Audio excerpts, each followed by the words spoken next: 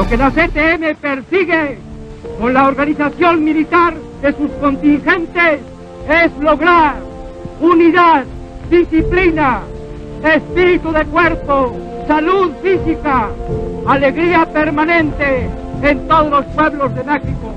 Hacer de nuestro país un solo pueblo, un pueblo que mire hacia el porvenir y que no vuelva jamás el rostro hacia el pasado. Comparecer ante las autoridades correspondientes para hacer valer esta protesta y la petición que incluye no solamente la derogación de la medida, sino también el control absoluto de los precios para que no se siga deteriorando el salario obrero.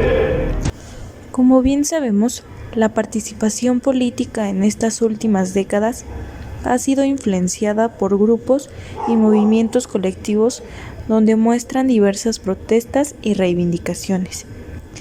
Arthur Fisher Bentley fue un filósofo estadounidense que trabajó y contribuyó al desarrollo de una metodología conductual de la ciencia política, entre muchas otras disciplinas. Su aporte consiste en dirigir la atención mediante estos grupos hacia los procesos políticos más que instituciones jurídicas. En otros términos, dejar a un lado la esquematización y focalizarse en el lado más informal de la política. Justamente esta visión fue de suma importancia para la sociedad estadounidense, pues se fundó una perspectiva teórica del pluralismo, donde se vio reflejado cómo esta diversidad de grupos y su competencia entre ellos son elementos fundamentales para que se manifieste, se mantenga y se transforme la democracia. Las personas que han participado y trabajado en diversos grupos, como son sindicatos y asociaciones, por mencionar algunos, se podrán dar cuenta de la importancia de conciliar con actores políticos sus intereses, más que buscar un choque o rendición de cuentas, al igual que reconocer que la integración de personas provenientes de diversos sectores ayudan a reducir la tensión, a diferencia de grupos compuestos únicamente de un extracto social. Por su parte, los CTMistas no son la excepción. Su gremio se encuentra integrado por trabajadores de diversos sectores, como lo es el agrario, el pesquero, el textil, el minero, el industrial, el sector energético e incluso de alimentos, entre otros, donde todos en su conjunto participan para buscar soluciones y atender a sus necesidades tanto individuales como colectivas. Asimismo, en el análisis de estos grupos a partir de la teoría de Bentley, se puede observar por un lado la localización y clasificación de los grupos y por el otro sus modalidades de acción. Respecto a la localización y clasificación, las más influyentes fueron las proporcionadas por Almond y Powell, que afirman 4 modalidades distintas. En primer lugar, se encuentran los grupos de interés anómicos, que emergen fuera de las reglas, sin reglas. Por lo regular, sus intereses son de nueva creación y no cuentan con la suficiente experiencia para poder manifestarse. Es así como su estrategia para poder expresar sus intereses consiste en dramatizar la situación y causar tumultos, saqueos o hasta asesinatos. Los grupos de interés no asociativos se conforman por una comunidad donde existe un sentido de pertenencia tradicional, como es la religión, el origen étnico, la procedencia geográfica y el parentesco, ya que en estos grupos se constituyen las bases para blindarse de seguridad en las movilizaciones sociales hacia un proceso de transformación acelerado y destructivo. Por su parte, en los grupos de interés institucionales, solo se pertenece a este formando parte de la institución, ya que como en todo grupo, lo primordial es velar por sus intereses y defender sus privilegios, pues forman instituciones con afán de persistencia y duración. Por último, los grupos de interés asociativos surgen a partir de una pluralidad de intereses en la que se busca protegerse y autopromoverse. Uno de estos grupos son los sindicatos, donde libremente se pueden entrar y salir, y además se valoran las exigencias y preferencias de cada afiliado. Es así como toca definir lo que está abiertamente ligado a los grupos de interés, los grupos de presión.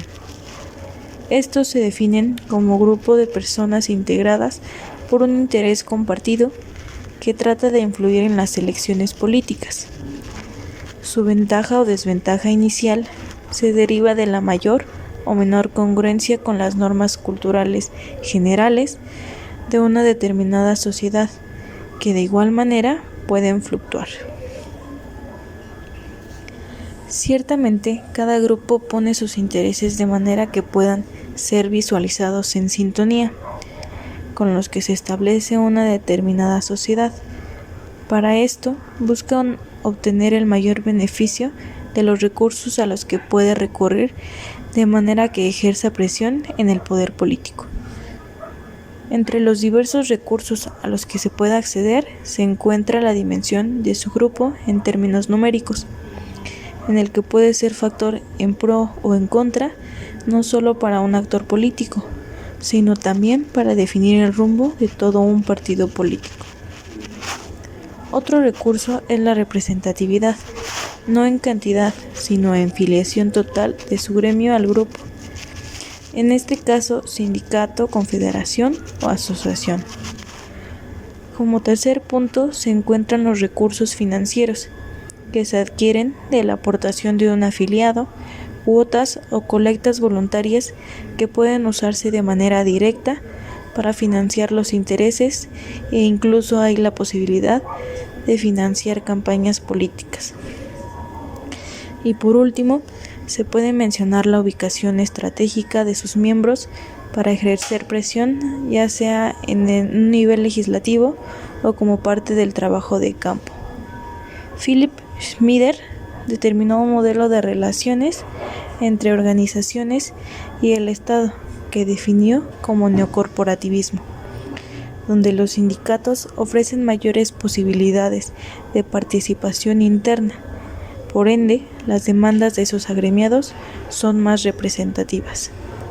Para ello, es importante mencionar que para darle una continuidad a una organización neocorporativa, es necesario la presencia de un partido de izquierda, debido a que los sindicatos se sienten protegidos porque existe una mirada hacia la igualdad de condiciones.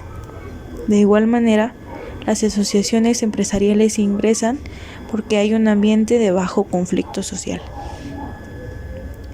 De manera particular, y a pesar de militar en un partido de derecha, tanto el actual presidente como el dirigente de la CTM han confesado tener una buena comunicación para atender las necesidades de los trabajadores, y en específico, su última demanda es el ajuste de las pensiones para jubilados. Esta petición para la Confederación de Trabajadores de México no queda en el aire, pues conocen el espacio y saben que lo que se continúa es la presión para el logro de sus objetivos. Así pues, vemos cómo claramente la teoría sobre los grupos y movimientos se continúa aplicando hasta la fecha, y que en unos cuantos años también veremos reflejada la participación de este y otros grupos en las próximas elecciones.